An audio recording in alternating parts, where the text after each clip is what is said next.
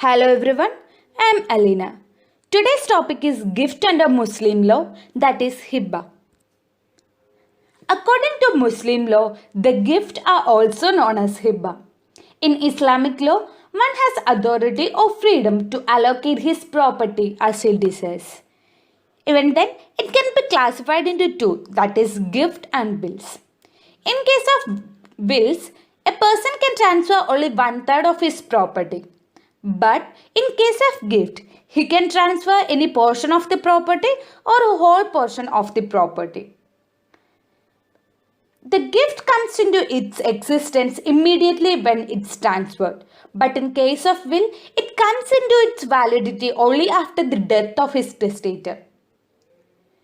But the only thing to be remembered is that in case of a gift, it must be inter vivos. That is, it is a transfer from one living person to another living person. Now we can go through certain definitions. According to Mullah, gift is a transfer of property made immediately and without any exchange by one person to another and accepted by or on behalf of the latter. Faizi says that hibba is the immediate and unqualified transfer of the corpus of the property without any return. According to Abdul Rahim, a transfer of a determinate property without any exchange. Juristically, it is treated as consisting of proposal or offer on part of the donor to give a thing and of acceptance of it by the donor. Until acceptance, the gift has no operation. The concept of contract underscores the concept of hibba also. It is a contract consisting of proposal or offer on the part of the donor to give a thing and the acceptance of the thing by the donor. The element of consideration is only absent, which distinguishes it from the sale. The law of gift being regarded as a part of law of contract, following the elements are prescribed for hibba by the Muslim law. That is ijab, that is tender, kabul, acceptance, and kabsa, that is delivery of the possession. Now we can go through the essentials which must be followed for a gift to be a valid one. The first one is the competency of donor and the donee. Now we can go through the competency of donor. For a donor, to a competent one, the person must satisfy all the requirements which is given under Indian Contract Act 1872. It says that the donor to be a competent one, the person must be a major and of sound mind. The majority in this case is decided under Indian Majority Act Section 3. That is, the person must be achieved the age of 18. And the soundness of mind means that the person must be able to think about the things which can be happen as the after effect of the thing which he has done. The next one is the gift must be given as a part of free consent. Free consent means the absence of coercion, undue influence, misrepresentation and fraud. It must also remember that the person who is a proper owner or the proper title has only the right to gift a property. The person who is not an owner or the person who is having a defective title cannot gift a property. Now we can go through the competency of the donee. Donee can be any person. It includes a company, organization, anything. But the gift must be inter vivos, that is, it must be from one living person to another living person. There is no discrimination based on age, caste, creed, religion, etc. It doesn't matter. Donee can be minor or lunatic, but the possession must be given to the legal guardian until the majority. A gift can be given only to a person who is living. Therefore, in case of unborn child, the gift must not be given. In the case of Munni Bhai versus Abdul Ghani, it's clear that the gift to an unborn child is an void one. Now we can go through the next essential, that is the subject matter. Any property which is capable of being transferred must fulfill the following conditions. That is, it must be designated under the term of mal, that is property. It must be in existence in the time of gift is made.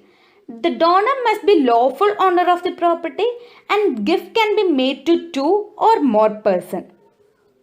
The Muslim law distinguishes the two elements of the property. The first one is corpus, that is ayin, which is the absolute right over the property, and the right is unlimited and the property can be transferred, that is the property is heritable. The next one is usufruct, that is manafi. This is that the right to use and enjoy the property are only given, so the right is limited and the property is not heritable. Now we can go through the formalities which must be followed to make the gift a proper one. The first one is declaration. The next one is acceptance and the other one is delivery of possession.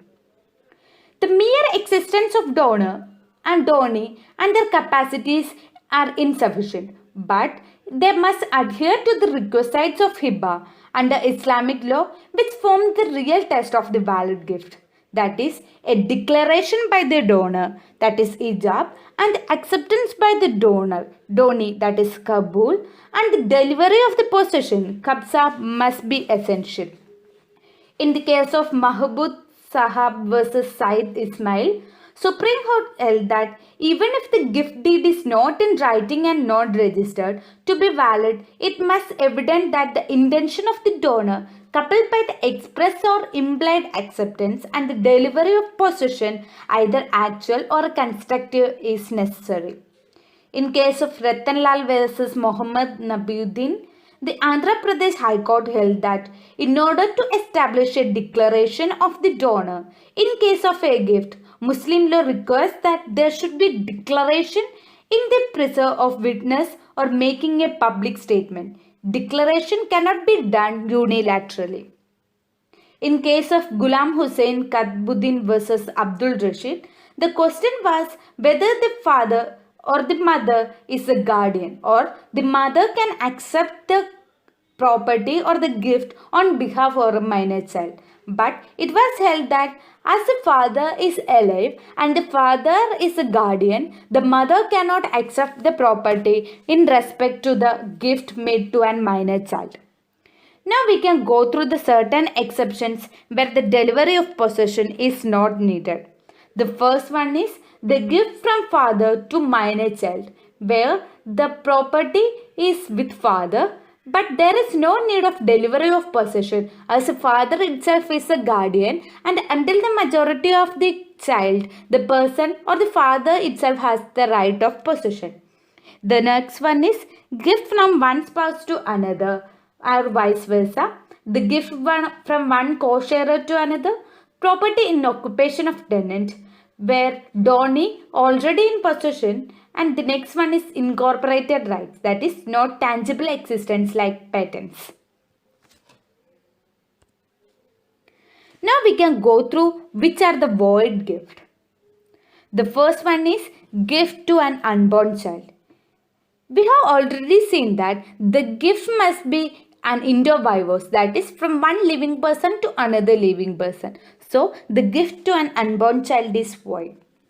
The next one is gift in the future. For example, a person cannot give something where the subject matter doesn't exist. So gift in future is also void. The next one is contingent gift. Contingent means depending on something else must be happen. There also the gift is not in existence, so it's void. The gift with condition is also void, and gift of musha. Musha means an undivided interest in the property. Undivided interest in the property cannot be gifted, so it's also void. The oral gift, writing and registration, that's also void. These are the topics under the gift under the Muslim law, that is hibah. Hope you all understand the topic. Thank you.